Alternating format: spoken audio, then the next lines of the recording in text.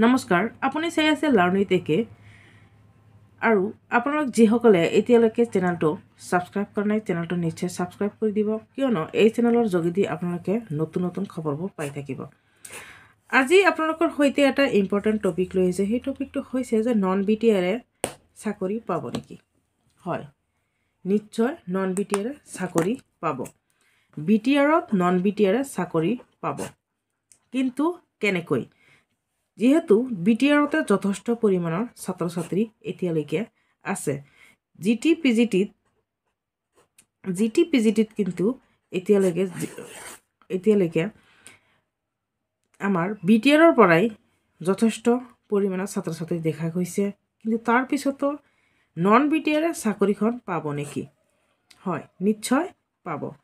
কিয়নো নন বিটিআৰে পাব এনেকৈ যে যোৱাবাৰ যেহেতু আপোনালোকে চাইছে যে ইউ পি টেটত কিন্তু নন বিটিআৰে চাকৰি পাইছে।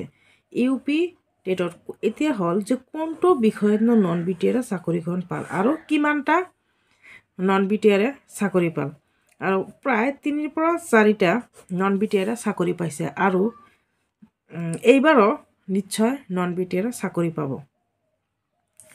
কোনটো মাধ্যমত নন বিটিআৰে চাকৰিখন পালে? নন বিটিআৰে চাকৰি পাইছে হিন্দী মিডিয়ামত। চাওক, যেহেতু বিটিআৰত যথেষ্ট পৰিমাণৰ ছাত্ৰ ছাত্ৰী আছে, তথাপিও নন বিটিআৰে চাকৰি পোৱাটো যদিও বিশ্বাসযোগ্য নহয়, তথাপি আমাক বিশ্বাস কৰিব লাগিব। কিয়নো যোৱাবাৰ যে ইউ পি টেট হৈছিল, ইউ পি টেটত কিন্তু বিটিআৰৰ পৰা যোগ্য কেণ্ডিডেটছ নাছিল, অৰ্থাৎ হিন্দী মিডিয়ামত যোগ্য কেণ্ডিডেটছ নথকাৰ কাৰণে 3-4টা পদ কিন্তু নন বিটিআৰে পাইছে। ঠিক তেনেকুৱাকৈ এইবাৰো নন বিটিআৰে চাকৰি পাব, কিন্তু সম্ভাৱনা আছে হিন্দী মাধ্যমত। কিয়নো হিন্দী মাধ্যমত যোৱাবাৰ ইউ পিত যিহেতু কেণ্ডিডেটছ নাছিল বিটিআৰৰ পৰা, যদিও আছিল হয়তো এলিজিবল নহয়, কিন্তু এইবাৰো হয়তো হ'ব পাৰে যে বিটিআৰৰ পৰা হিন্দী মিডিয়ামৰ কাৰণে যোগ্য কেণ্ডিডেটছ নোলায়। যদি নোলায় তেনেহ'লেহে নন বিটিআৰে পাব বিটিআৰত চাকৰি। গতিকে আপোনালোকে যিসকলে নন বিটিআৰ আছে, আপোনালোকে যদিওবা এছামিছ মিডিয়াম বা বড়ো মিডিয়ামত চাকৰি নাপায়, পাব পাৰে, এইটো পিছৰ কথা।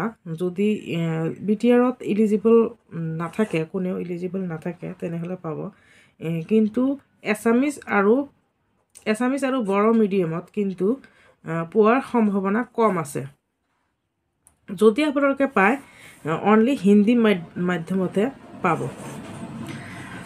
আশা কৰিম আপোনালোকে বুজি পাইছে, আৰু যদি বুজি পাইছে চেনেলটো নিশ্চয় ছাবস্ক্ৰাইব কৰি দিব আৰু লগৰ বন্ধু বান্ধৱৰ লগত শ্বেয়াৰ এটা কৰি দিব। কিয়নো যদি কোনোবাই হিন্দী মিডিয়ামৰ পৰীক্ষা দিছে তেনেহ'লে জানিবলৈ হয়তো নিশ্চয় সুখী হ'ব। গতিকে আপোনালোকে চেনেলটো নিশ্চয় ছাবস্ক্ৰাইব কৰি আৰু লগৰ বন্ধু বান্ধৱীৰ লগত শ্বেয়াৰ কৰি দিব। ধন্যবাদ।